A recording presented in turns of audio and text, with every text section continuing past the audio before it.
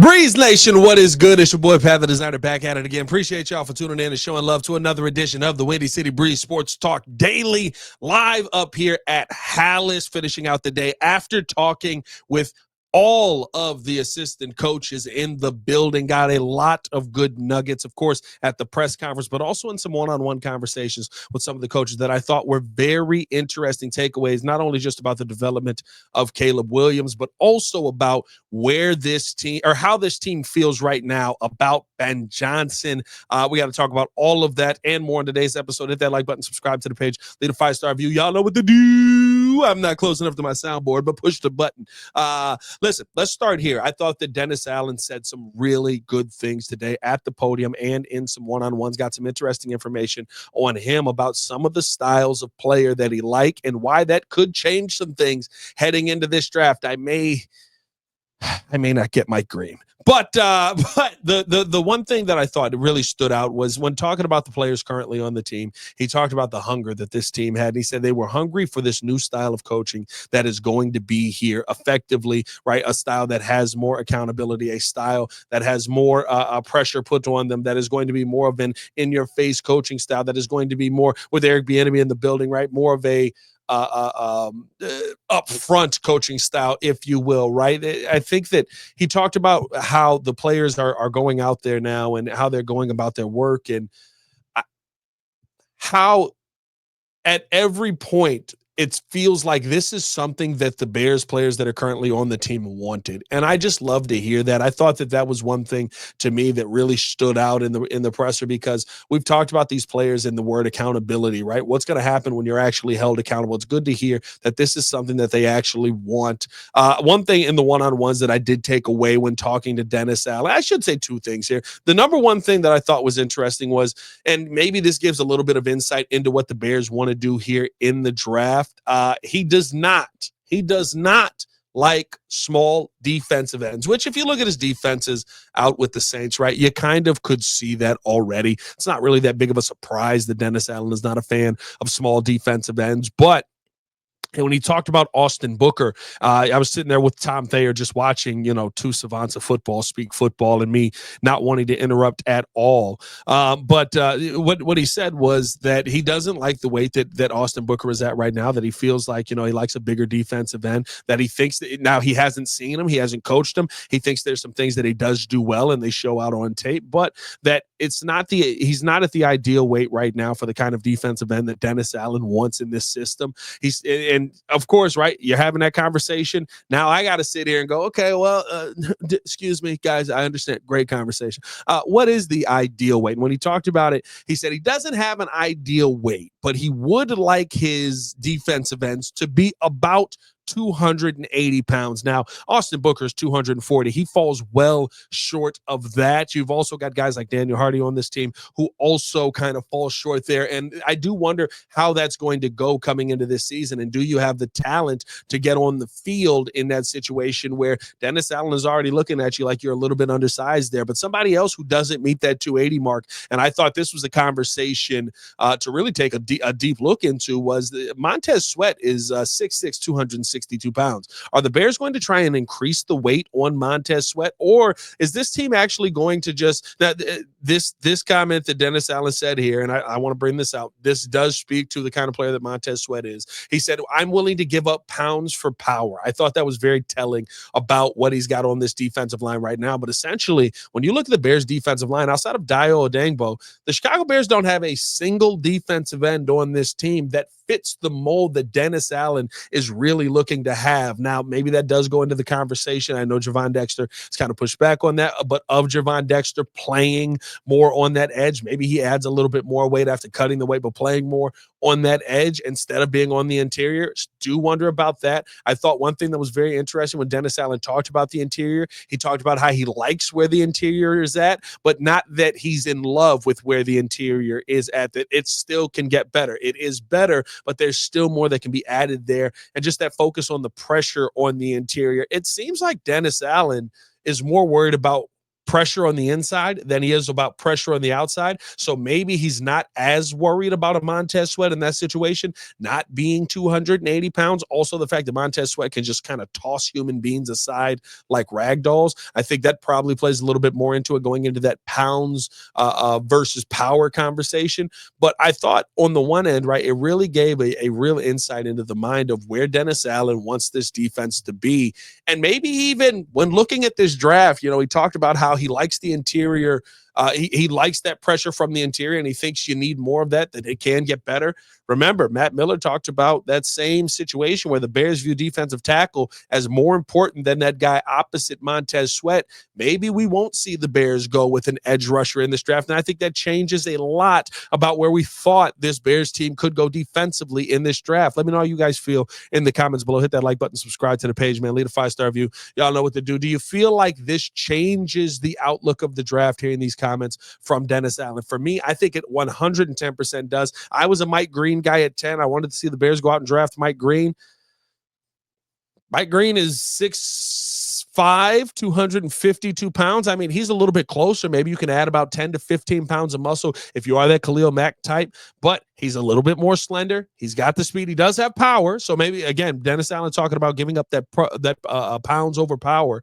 That could, to me, change that conversation in the favor of Mike Green. And I think he's the best talent you can take there at 10. But at the end of the day, listen, you're going to get guys that your coaches want, and it doesn't seem like Dennis Allen is all in on going out there and getting smaller defensive ends or possibly even defensive ends at all. Again, when he talked about the conversation or when he talked about where he wants to see pressure from, he's like, those guys in the middle get Montez Sweat those sacks. Those guys in the middle get Dio Dagbo those sacks on the outside. And so, I don't think the Bears are worried about getting that guy opposite Montez Sweat going into this draft. In fact, I would say they're more worried about securing that pressure in the middle and adding more on top of just having Grady Jarrett there. Hit that like button, subscribe to the page, leave a 5-star review. Y'all know what to do. I appreciate you guys for rocking with us as always. Some of the other comments that I thought were interesting as well, both from Dennis Allen and from Al Harris when talking today, was the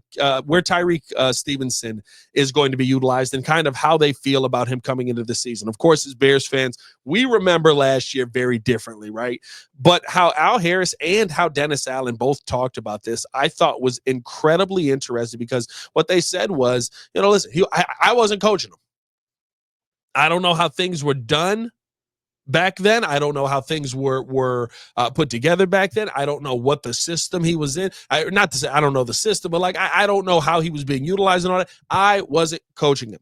For me and Dennis Allen and Al Harris both said this. It's a clean slate. Now, when I get a chance to get my hands on him, we'll see what kind of player he is. But for me, I'm not coming in with any preconceived notions based on what we saw last season. And I think, listen, there's a part of me that says that's easier to say than do, right? Because Tyreek Stevenson lost you games.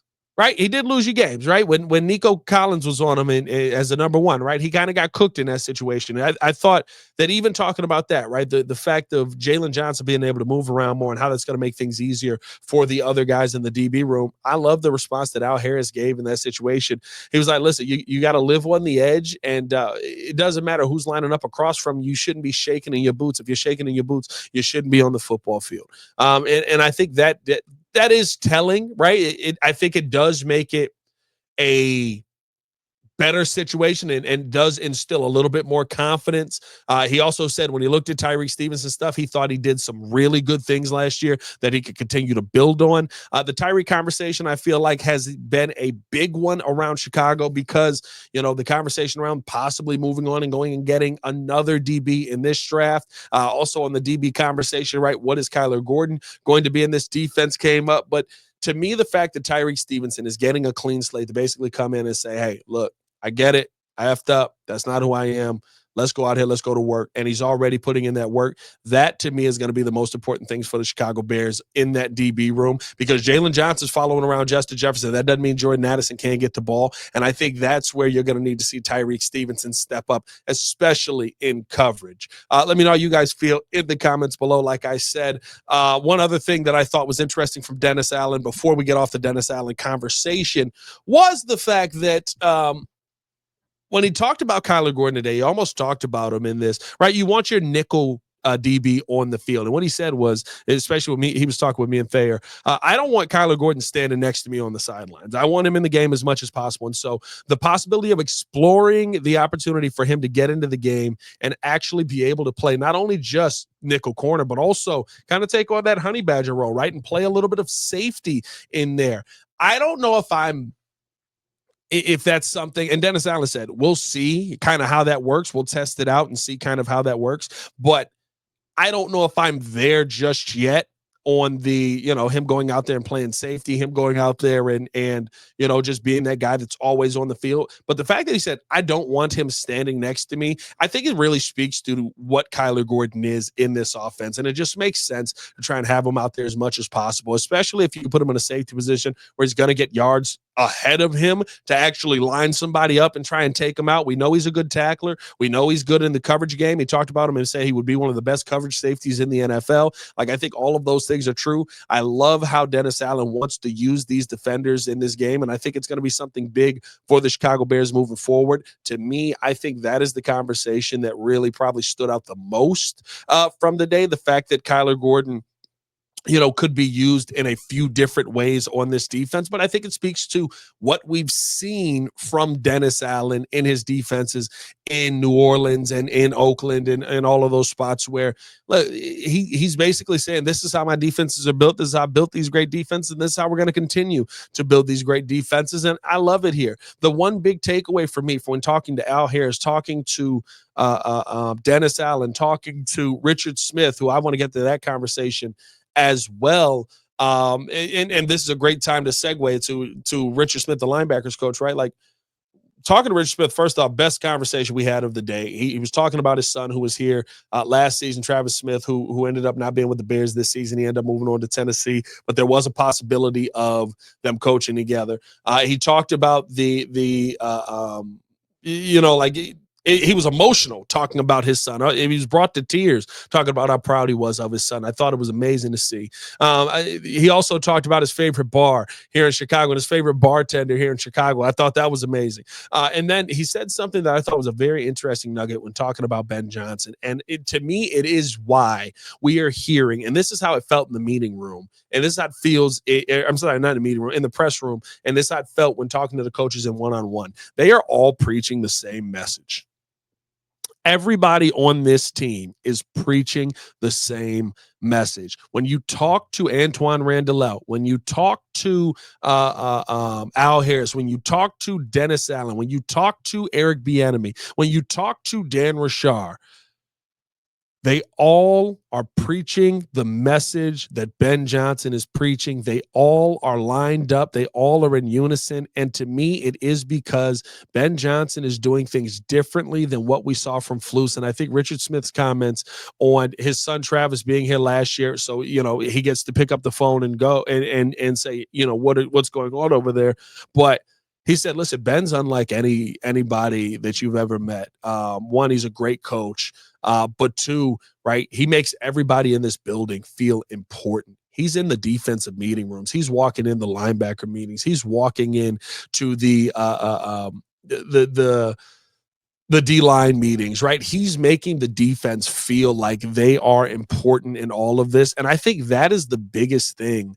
My biggest takeaway in all of this is that not only is Ben Johnson doing those things, but Richard Smith also talked about how it was something that Flus didn't do, that he felt more comfortable being in the defensive room. He felt more comfortable being around defensive players. That is massive because the people that you're hearing the most from, right? Jalen Johnson talking this win now message, Tremaine Edmonds talking this win now message. And I love how Jalen talked about it. He's like, well, I'll believe it when I see it. But just hearing them talk about this message of win now, hearing them talk about, basically what Ben Johnson is preaching here, and every single coach sounding exactly the same and feeling like, and when Tremaine talked about it, right, it feels like Tremaine is important in this defense. When you hear how Ben Johnson was in Detroit, all the players talk about him as He made me feel like I was an important part of what we were doing. And if I don't do my part, this isn't going to work. The devil is in the details. And my God, does Ben Johnson have the details down early? Now, I'm not going to lose my mind. I'm not going to do what everybody thinks I'm going to do, man, and flip out. But it's just good to hear that as a head coach already, you're setting the standard. We got close to getting the standard is the standard tonight, but you're setting the standard for what the future of this team is going to be, and you're doing that right now, day one. To me, I think that is uber important, and you're doing it not just on the offensive side of the ball. Right. It would be obvious to do it on the offensive side of the ball. That's the side that you coach. No, he's doing it on the defensive side of the ball as well. He's going into the defensive meeting rooms. He's talking with the defensive players. He is being a head coach already. Now, it's easy to do when there's nobody out there punching you in the mouth and when you're not on losing streaks and different things like that. But just hearing that from the start, it does feel good to hear that about a head coach. And I thought that was a very, very interesting nugget to take away from the Richard Smith conversation where, look, it's something where he gets the insight on it because the son was here last year, something Flus just didn't do.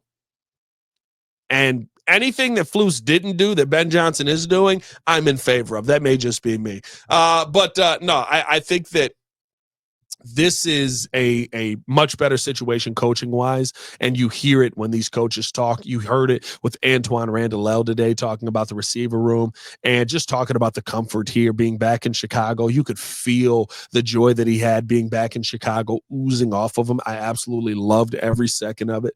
I thought that you could just feel the continuity in the meeting room, and we're not even into any football stuff just yet, but just having that conversation, actually being able to feel that continuity, that's a great place to me for the Bears to be in. And it's one that I really do appreciate this new coaching staff starting off on this foot, because these are the things that you hear Ray Lewis talk about, right? It starts today. It doesn't start in training camp. It starts now. These are the things that you have to get done now. I thought that, even the conversation, I want to have this more with the guys here, but the conversation about Caleb Williams being under center, right? Declan Doyle talked about that and talked about how, look, we want this guy to feel comfortable. We want him to feel like, he knows what he's doing. We're going to give him that coaching. We're going to give him everything that he needs to get that done. But if it doesn't work, we pivot.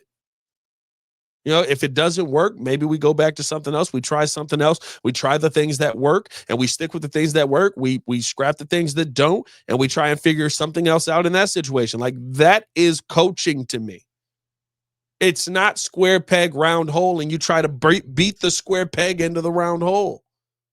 It is, okay, this shape fits here, but it may not fit here. And so we may need a different shape for this hole, but it still kind of does fit here. And so we want to utilize it here, but maybe not here. Like that to me is true coaching, using your players to their strengths. It's kind of the theme that this whole video is around. Dennis Allen, when he talks about, not having the ideal defensive end, not his ideal defensive end being 280. That guy's not on this roster. You think he's getting rid of Montez Sweat? I don't think Montez Sweat is going to be a dog in this defense. You talk about all these pieces that maybe don't fit perfectly, but how do we change the shape of that a little bit, and now we can make that piece fit? Like, those are the things to me that real coaches do. Even talking with Eric Bieniemy today, and getting a chance to hear him talk about, how he's going to be in this running back room and how he's going to coach different things. And my mind instantly goes back to that Adrian Peterson video where he's coaching AP and AP comes out and it's the hard moment, right? Pause. That's crazy. It's the be hard on the player moment, right? Like, hey, why are you late? Getting your ankles taped? Well, that ain't no reason to be late. You should have been early to get your ankles taped. Don't worry, we're fine. But then after that, sitting there going up to AP and saying, listen, we can do this. We can make this happen. I can do this with you. Like, we can find ways to make this work for you. Those are things that to me are just important from a coaching standpoint. A coach that's willing to be hard on you, willing to hold you accountable, but is also willing to work with you. That is the conversation that we get from just about every coach in this room. And it does have me excited as a Bears fan. I'm not going to lie. I'm still at 9 wins. But it does have me excited as a Bears fan. Hey, man, let me know how you guys feel in the comments below. I'll be down there talking with you guys as well. Hit that like button, subscribe to the page, leave a 5-star review. Y'all know what to do. I got to get up out of here because I now have a 2-hour drive to get from here to my studio to record tomorrow's episode of The Morning Breeze with the gang. I'm about to be tired. So appreciate y'all for rocking with your boy, man. As always, it's your boy Pat the Designer back at it again. Y'all stay safe out there, Chicago. Bet down. One love. Peace.